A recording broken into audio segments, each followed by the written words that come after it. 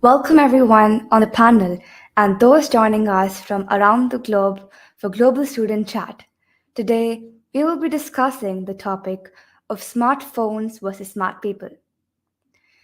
Global Student Chat is a student-led live chat that connects K-12 students worldwide to discuss topics and questions related to character education, social justice, and citizenship.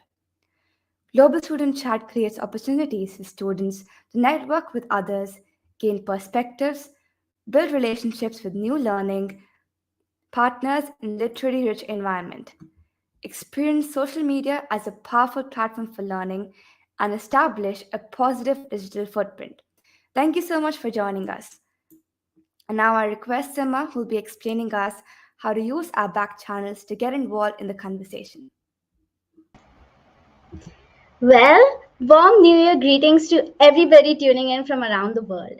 I'm Simmer and we'd love to get to know you as well. So please introduce yourself and tell us where you are joining us from.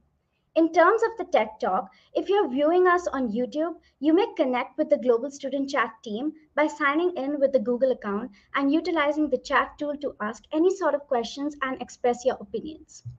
If you want to see what other people are talking about the questions, you can follow the hashtag Global Student Chat on Twitter and Instagram. We'll employ the Q1A1 format, and if you have any questions, we will pose them to the panel. Like always, please keep in mind that this chat is for all people in grades K to 12, so your comments and questions should be appropriate for all ages.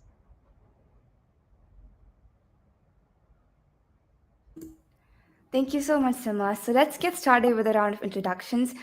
So I'll start first. Hi everyone, I'm Namya Joshi, a grade 10 student at Satpal Middle School in Ludhiana, Punjab, India.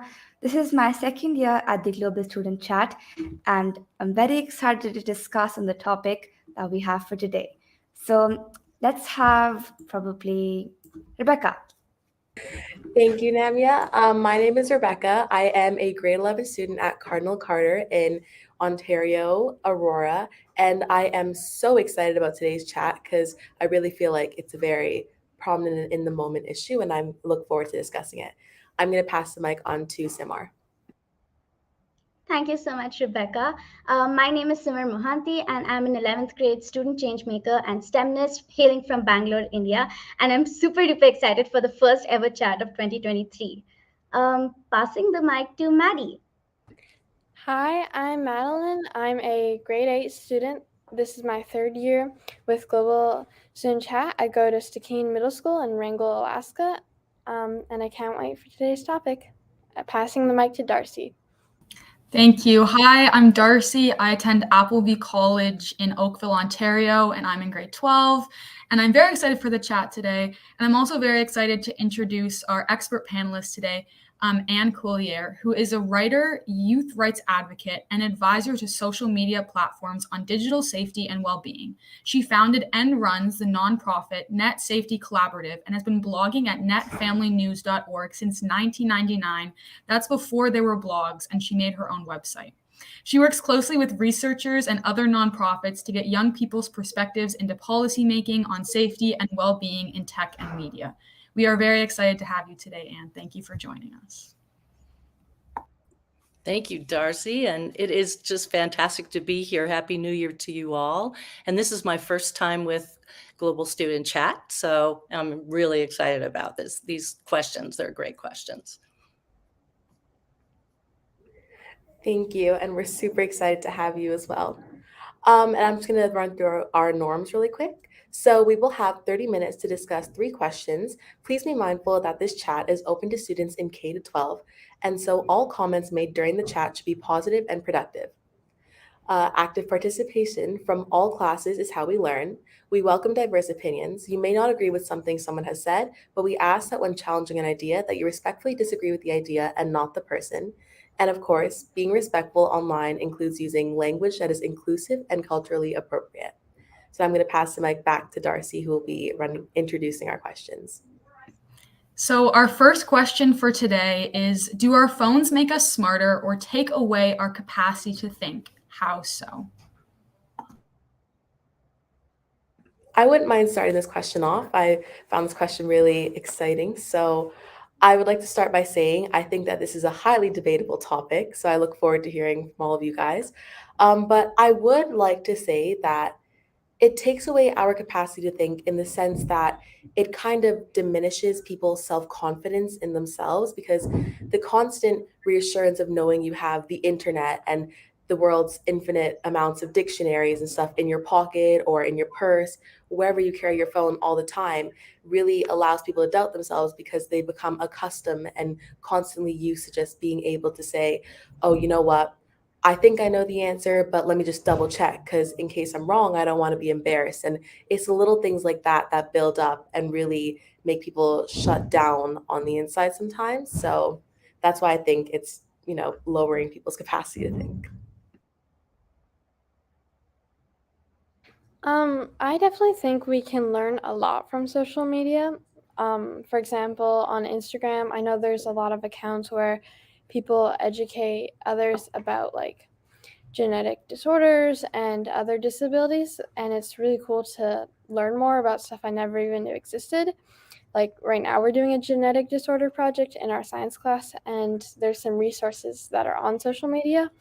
Also, on YouTube, there are a lot of like crafting and other type of DIY videos where you can learn a lot how to do new skills that I've learned a lot from. And also, my younger brother especially struggles with spelling, but my grandma who lives in Canada is able to communicate better with him through text on our phones, and it's a lot easier for the two of them to talk to each other.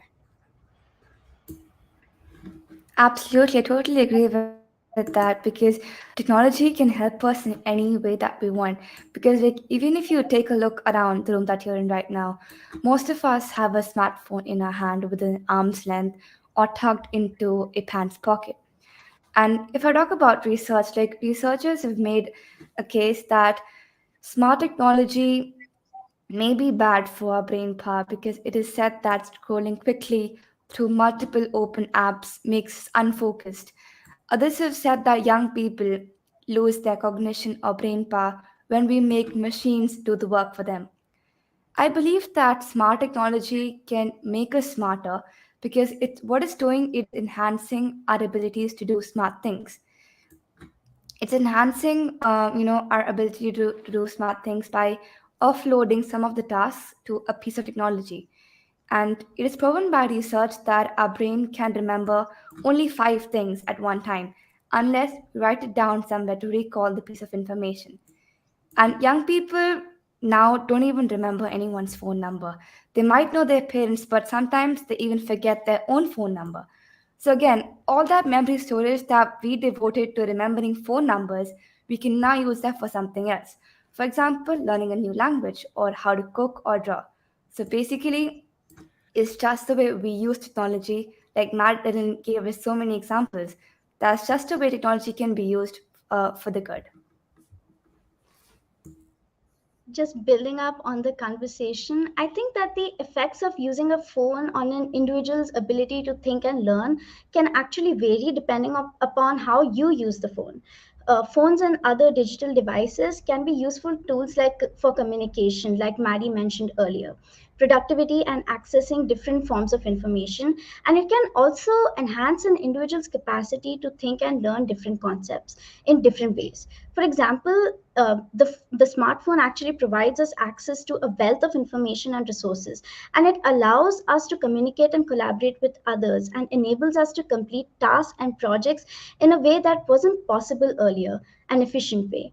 However, excessive or inappropriate use of phones and other digital devices can also have a negative impact on an individual's ability to think and learn different concepts. For example, if an individual is distracted by the notifications or is using their phone to engage in activities that is not related to their work or studies, it can actually disrupt their focus and can impair their ability to learn effectively.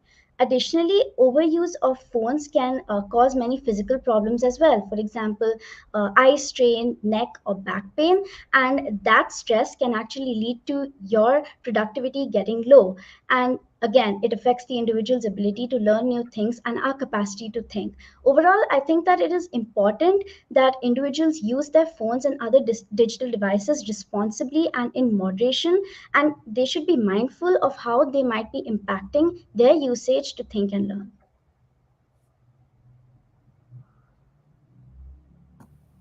I definitely agree with that, for sure. I think that, as you know, they just pulled up a quote there from Matthew X. Joseph at Twitter, and he says, it depends on how we use them. If we are dormant thinkers just asking it for answers, then yes. But if we are active users, then no.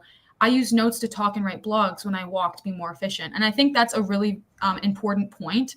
It's how we use it and also how we are aware of the effects it has on us. For instance, I think that we do have all these resources, educational resources from phones, but at the same time, we also have to keep in mind that there's like fake news out there and there's a lot of misconceptions spread through the media. So I think that is a way that it would, I guess, in a sense, like kind of impair like our learning. So I think it definitely depends on how you use it for sure.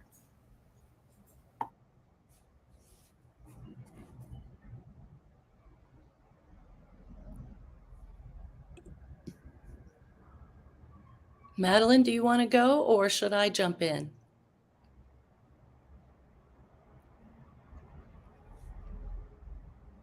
I'll jump in. Okay. Well, amazing points everybody's making. I agree with all of them, I think. It's such an interesting question because it suggests two things to me. One is that it's either or, and I think it can be both, which is a point I think others have made, that our phones can make us smarter and they can reduce the amount of time we think or reflect or spend time in nature or doing physical things. But I don't know if they really reduce our capacity or our ability to think. And then the second suggestion that the question makes is that smartphones have an awful lot of power. Do they? Do we let them? Can we decide? Where are we in the mix? I know about notifications and technology designed to keep us on our phones. But I think we're getting smarter about our smartphones, how they work and how to use them in healthy ways for us. So we're at this sort of transitional point in history. To Rebecca's point, at the very beginning, we were talking about how, maybe it takes away our memory or our ability to retain knowledge because we're just always, or our confidence in our own knowledge because we're always checking our phones. Well, what's really interesting is all through history, we have feared what new technology would do to the human brain. And a professor friend of mine pointed out way back 10 years ago that Socrates was really worried about what recorded media or writing things down on papyrus would do to human memory. So at every stage of history, we have been really concerned about this. And I remember a teacher friend telling me that his job had changed. He was no longer like the sage on the stage, the source of knowledge, but rather the guide by the side, the facilitator who would help his students use their critical thinking and filter all the tons of information out there to their own advantage. And in a way, I think that can increase confidence. But I'd love to hear from you guys about that.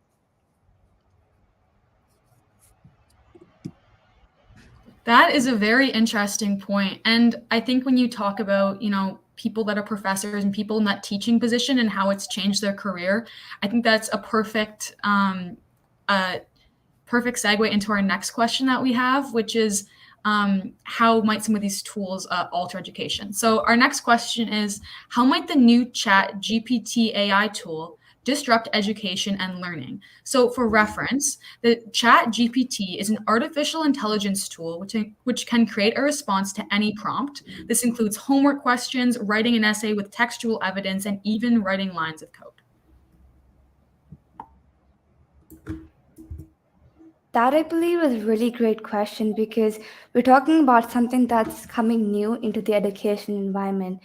And I'm fully aware that, face to face interaction between teachers and students may reduce as a result of ChatGPT. If students are solely led on the ChatGPT for learning and feedback, they might not receive the same level of individualized attention and support from a teacher. Even some nations have banned it.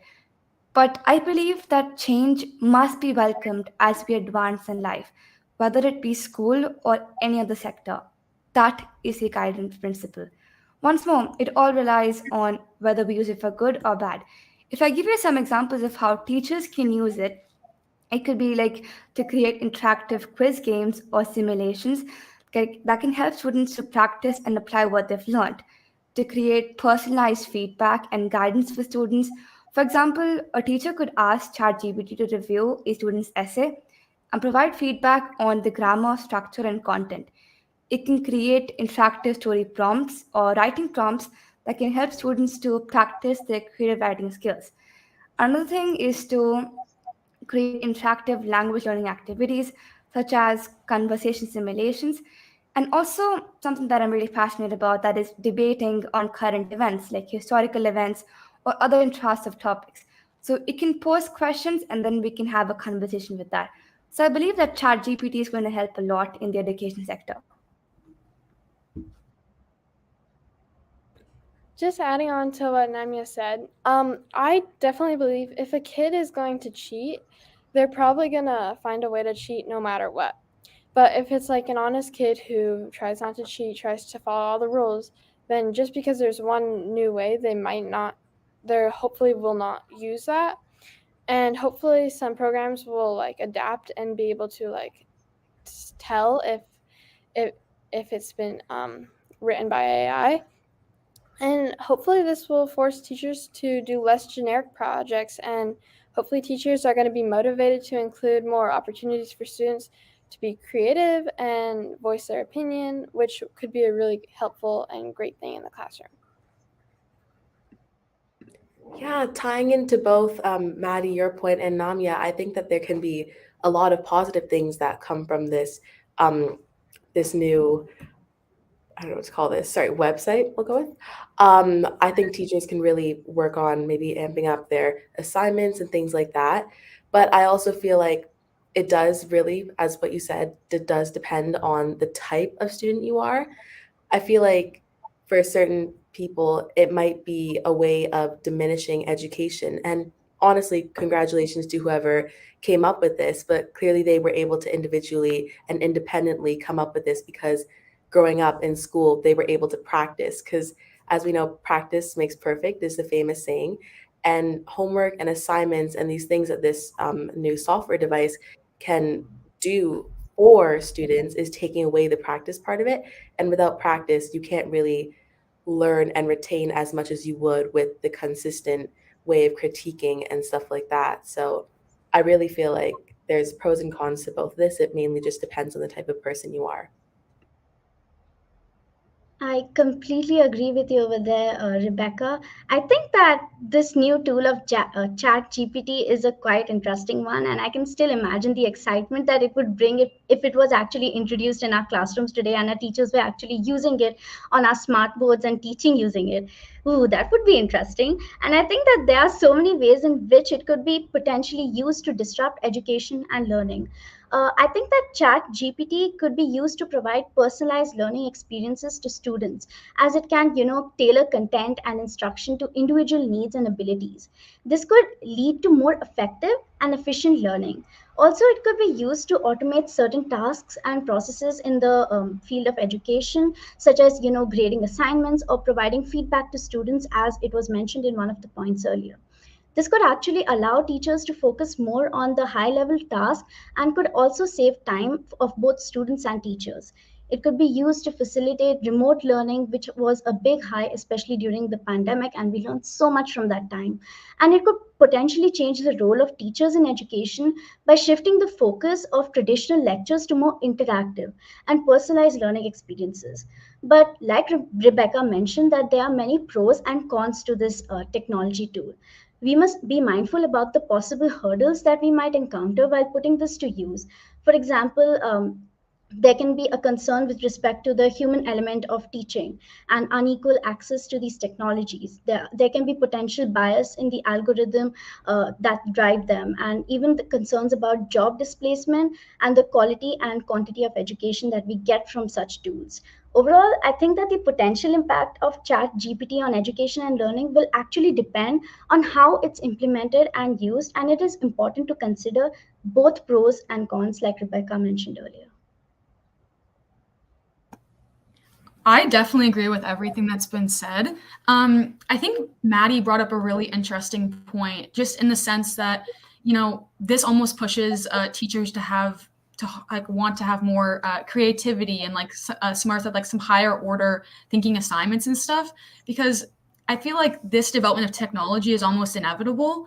And to some sense, one day, if this technology is able to do tasks that humans are able to do, then this can take away jobs from people. And I think at some point we need to learn more higher order thinking skills and creativity that these AI platforms don't have. So then we can like keep up in that sense. But I also think that it's really interesting, and Michael had just said this in the chat, but what if Chat GPT site has reached capacity and it's unusable? What effect does that have? What if we rely too much on the technology? And there is times you go into the website and there's too many people, so you can't use it. So I think that is a really, and Michael said it just went down. So I think that is a really good question too. And I'm wondering if anyone has anything to say about that.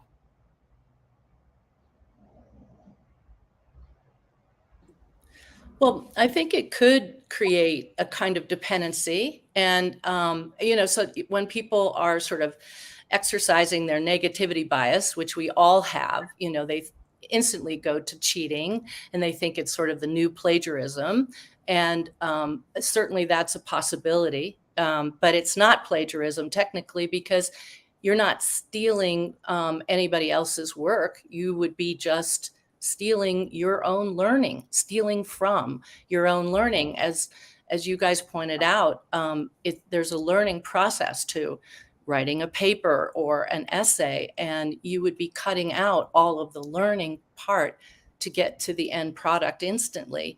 But technology cuts two ways. It always cuts two ways. And as you all pointed out, there's just so many creative ways that, the way the professionals describe it is it's part search engine and part idea maker, right? And Microsoft actually invested $1 billion in OpenAI, which is the parent of Chat GTP. And in doing so, it is interested in competing with Google with its Bing search engine and using Chat GTP to enhance its search engine, which is really an interesting thought, right? And then the other thing is, I was reading in Advertising Age about how an ad agency uses Chat GTP. It uses it for brainstorming and generating fresh ideas and creating rapid fire briefs for their clients and playing around with ad copy or the words that go into advertising.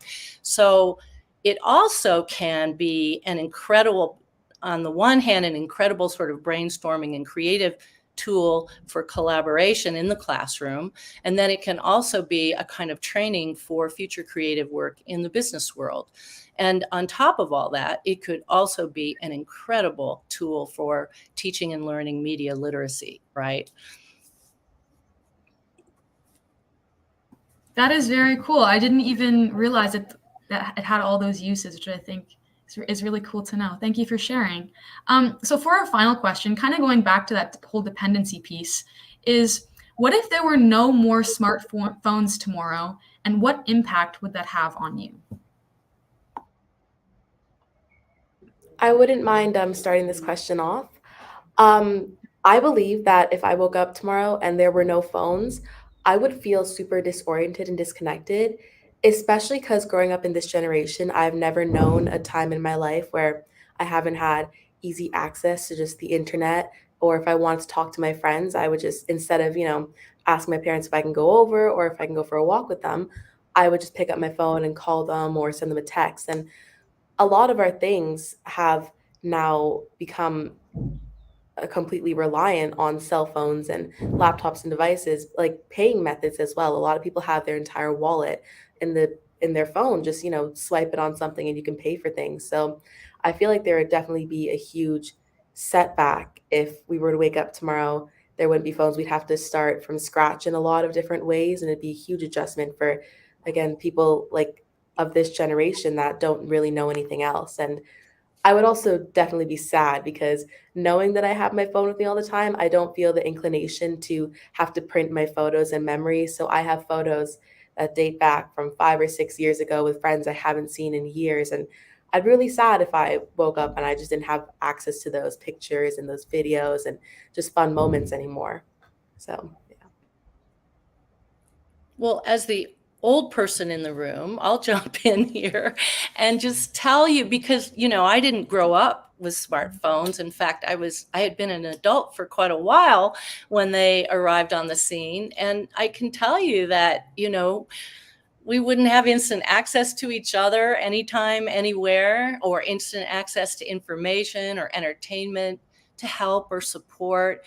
We wouldn't have something to fill every second of our thinking time, and we could get bored, which might be a good thing, right? And get our creative wheels turning when we don't have anything else to do. But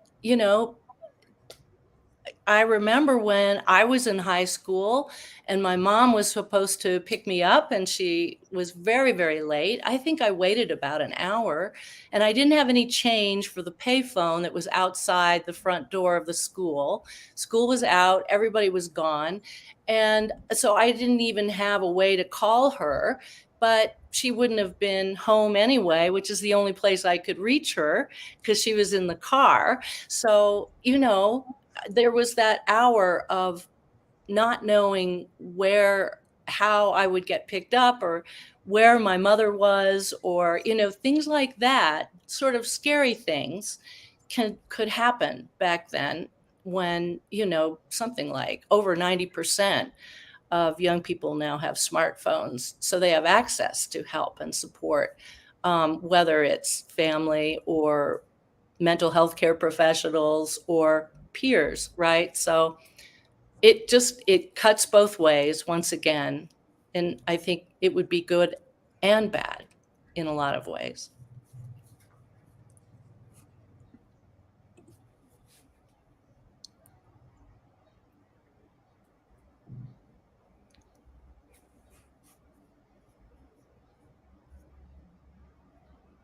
I don't know if you're trying to speak, Maddie, but I think you're on mute. If you are. Sorry about that. Okay. I definitely think that it would make communicating a lot harder. I'm in sports. I was in a community play. I have lots of things going for me after school, and my parents aren't always there. And so communicating with my parents is a must have. I also babysit kids. So just knowing that I have that safety net to text my mom if something goes wrong or I need to be picked up, it makes me feel a lot more comforted. So not having that would really change my life, I feel like. And I do think I have had limited tech since I was little, even though it's always been around. But I definitely think I would be outside and being crafting and doing even more than I already do. But yeah, I think it would definitely affect my day-to-day life. I definitely agree. And I think as someone, and I'm sure many of us can agree, that is younger and we've always grown up with this technology or smartphones, even if not our own, but somewhere near us or in the room, it's almost a hard reality to imagine. And I think coming back to what Rebecca had said, for me at least, I feel like the big theme would be feeling disconnected from people. I think I would feel disconnected from all of you guys here at Global Student Chat. I think I feel disconnected from my family. I live 3 hours away from my family. So I think there would be a sense of almost isolation and loneliness in a strange way. Just because I think smartphones nowadays make it feel like sometimes you're with people even when they're not really there. So, yeah. absolutely agree with what just Darcy said and what Maddie built upon. I think that smartphones are a primary means of communication for all of us. And like it was mentioned earlier, they actually provide us access to a wealth of resources to get connected with one another. And remote collaboration has never been easier with the application of smartphones today. And for life, emergency communication and e-commerce transactions and navigation are some crucial aspects. Now try to imagine a life without these. The sudden absence of smartphones would actually disrupt the way that we stay connected with one another, and how we work together on projects and assignments. Without phones we would have limited access to information as well, and a big con of this would be for the people who would want to be safe in a particular situation and get emergency help for their situations that they are in, like Miss Anne mentioned earlier. And without smartphones, I think that mapping and navigation, again, if we are lost somewhere, we cannot like find our way out with the help of Google Maps or something. That would be really a difficult situation to be in, and the disappearance could actually make it difficult for people to get to different places, buy and sell different commodities, and it could actually even impact the way that people consume different media. Overall, I think that the sudden absence of smartphones would likely have a significant impact on the way we access and engage with different parts of lives. But considering that there are hundreds of innovations every day, I think that if not smartphones, a better alternative would definitely be put in place if such a situation arises. I believe these all are really great points. With the smartphones and the internet evolution, our lives have undoubtedly become 1,000 times easier, and we're using them more than just necessary. The world has become a small and a very connected community, making it easier than ever to interact and communicate with anyone at any time. And indeed, smartphones have made our lives very easy. However, we must not neglect interpersonal and soft skills. For instance, it will be very inappropriate if we utilize social media platforms while on a vacation with our friends rather than interacting with one another if we're sitting in a group. We sometimes need to put our phones aside and engage in face to face conversation. And smartphones are the ideal tools for providing the knowledge to us as well. That will make you smart when you need to work on your tasks. Just like Mr. Michael is saying that would have been really tough if we did not have smartphones with us during this entire lockdown period. But sometimes it's okay to put them aside and talk to each other face to face, because that's how it used to be when they were not invented, like Miss Annie was talking about them earlier. So we need to be like adapted in a way that if there are no smartphones, we can survive. And that's how we can have smart people if we don't have smartphones.